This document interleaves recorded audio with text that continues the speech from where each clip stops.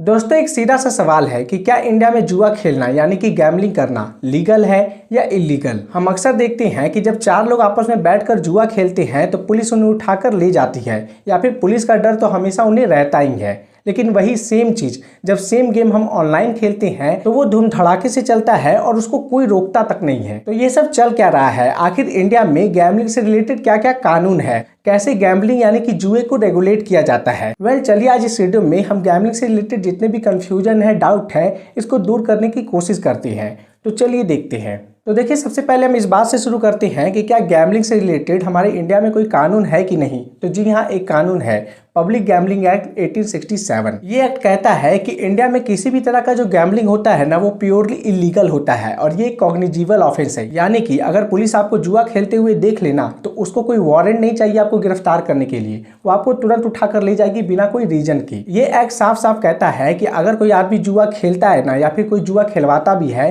तो ये purely illegal है और पुलिस उसको उठाकर ले जाएगी और इसके लिए इस एक्ट में पनिशमेंट का भी प्रावधान है। अब आपके मन में एक सवाल आ रहा होगा कि अच्छा गैम्बलिंग जब इंडिया में इलीगल है तो ये जितने भी MPL हो गए, ड्रीम 11 हो गए, रमी सर्कल हो गए, ये जितने भी सारे ऐप है तो ये सभी तो इलीगल है, तो ये इतने धूम धड़ाके से कैसे चल रहे हैं, क्या सरकार का इसके ऊपर नजर नहीं है। तो देखो इसको समझने के लिए हमें फिर से उस एक्ट को दोहराना होगा, यानी कि 1867 का पब्लिक गैम्बलिंग एक्ट। आप यहाँ पर नोटिस करो, ये एक्ट बना था आज से करीब 150 साल पहले जब इंटरनेट का कोई नामो निशान नहीं था। तो ऑनलाइन गैम्बलिंग इलीगल है कि लीगल है तो इसके बारे में तो यहाँ पर कोई बात की ही नहीं जा सकती, क्योंकि 150 साल पहले कोई प्रिडिक्ट थोड़ी करने वाला था कि यार 150 साल के बाद एक ऑनलाइन गेमिंग आएगा, गैम्बलिंग आएगा और जहां पर लोग खेलेंगे गैम्बलिंग के रूप में। तो ऐसा तो कोई बात है नहीं। तो यहाँ पर आपके मन में एक सवाल फिर से आएगा कि चलो ठीक है, 1867 में ऐसा कोई प्रावधान नहीं था, हम लोग जानते नहीं थे कि इंटरनेट क्या होता है, तो ऑनलाइन गैम्बलिंग का कोई प्रोविजन भी नहीं डाला गया। लेकिन अभी तो हमें पता है ना कि ऑनलाइन गैम्बलिंग क्या होता है, तो क्या सरकार ने कोई प्रोविजन नहीं किया है। तो देखो जी हाँ, सरकार ने अभी तक इसके लिए कोई अलग से नया प्रोविजन लेके नहीं आई है।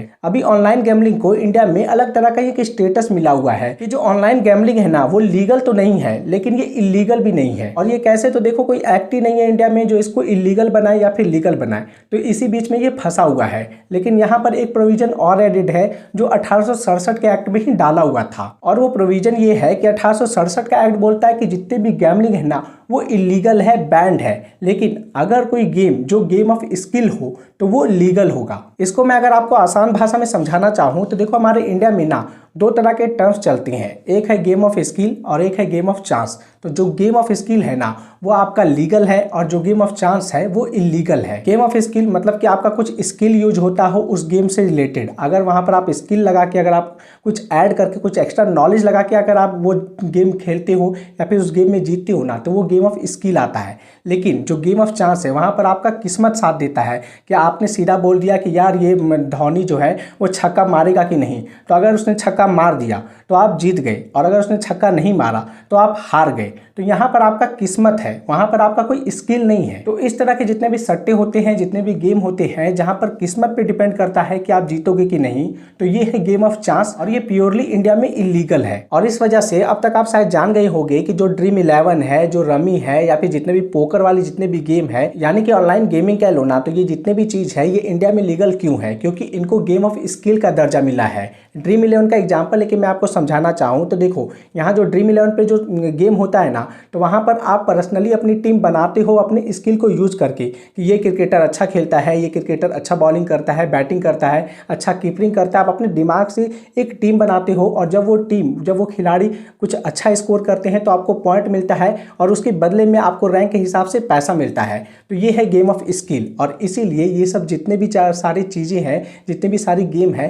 तो ये इंडिया में लीगल है। हालांकि इंडिया में जो गैम्बलिंग का प्रोविजन है ना तो वो सेंट्रल सब्जेक्ट में नहीं आता है, वो स्टेट सब्जेक्ट में आता है। यानी कि स्टेट के पास पूर्ण अधिकार है कि वो गैम्बलिंग से रिलेटेड अपने स्टेट में कैसा भी कानून बना सकते हैं। और इसी से रिलेटेड इंडिया के अलग अलग राज्यों ने अलग अलग कानून बनाए हैं। जैसे कि गोवा, दमन एंड दीव और सिक्किम में कसिनो खोलना आम बात है, वहां पर लाइसेंस लेके आप कसिनो खोल सकते हो, ओपनली चला सकते हो, लेकिन बाकी राज्यों में नहीं चला सकते हो। बाकी राज्यों में कसिनो चलाना बिल्कुल बैन है। जैसे कि आपने फिल्मों में एक हॉर्स रेसिंग देखी होगी जिसमें कि अलग अलग घोड़े दौड़ते हैं और लोग उस पर सट्टा लगाते हैं। तो महाराष्ट्र और कर्नाटक के अराउंड में कुछ स्टेट ऐसे हैं जहां पर हॉर्स रेसिंग पर आपका सट्टा लगाना, पैसा लगाना वो लीगल समझा जाता है। हाँ, हालांकि ये बात अलग है कि जब हॉर्स रेसिंग होता है तो जो उसका विनर होता है तो उससे स्टेट गवर्नमेंट अच्छा खासा टैक्स वसूलती है। एक चीज और है, आपने लॉटरी के बारे में बहुत सुना होगा, बहुत तरह तरह का लॉटरी निकलता है, मॉल में निकलता है, फिर कहीं भी आप देखते ही होंगे ओपन प्लेस में लॉटरी वगैरह चीज़ निकलते रहता है। तो ये भी इंडिया में बोला जाता है कि यार ये स्टेट पे डिपेंड करता है कि आप इसको रखना चाहते हो कि नहीं रखना चाहते हो। इंडिया में 13 स्टेट्स ऐसे हैं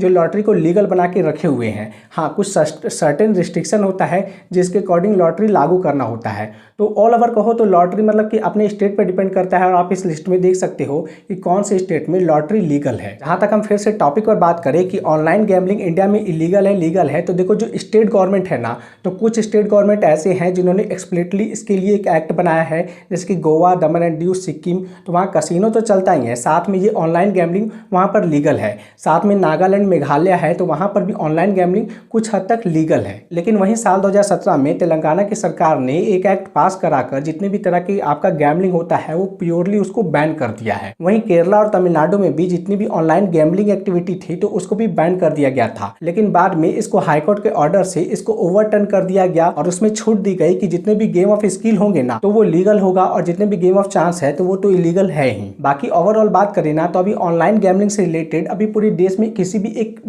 यूनिवर्सल कानून नहीं है। सभी हर एक स्टेट पे डिपेंड करता है, और वो भी लोग हाईकोर्ट चले जाते हैं, फिर ऑर्डिनेंस पास होता है। मतलब कि बहुत जगह ये एक स्टेप बाय स्टेप मतलब कि बहुत जगह प्रोसीजर होता है जहाँ पर कुछ ना कुछ फंस जाता है, और ओवरऑल जो कंपनी होती है वो ऑनलाइन गैम्बलिंग करते रहती है। अभी साल 2022 में ही सेंट्रल गवर्नमेंट ने एक हिंट दिया था कि यार जो ऑनलाइन गैम्बलिंग है ना उससे रिलेटेड हम एक ऑल ओवर एक लॉ बनाने की तैयारी कर रहे हैं, और इसके लिए उन्होंने एक टास्क फोर्स का भी गठन किया था। अब आगे कितना काम हुआ है ये तो समय ही बताएगा। वेल, ये रहा अब तक का इन्फॉर्मेशन। आई होप आपका गैम्बलिंग से रिलेटेड जितने भी आपके कंफ्यूजन थे वो डाउट हो गए होंगे। इसके बावजूद भी अगर आपको कोई कंफ्यूजन हो तो प्लीज़ कमेंट में आप अपने सजेशन डाल सकते हो, अपने क्वेश्चन डाल सकते हो, मैं उसका आंसर जरूर करूँगा। चलिए मिलते हैं आपसे अगले वीडियो में। बहुत बहुत धन्यवाद।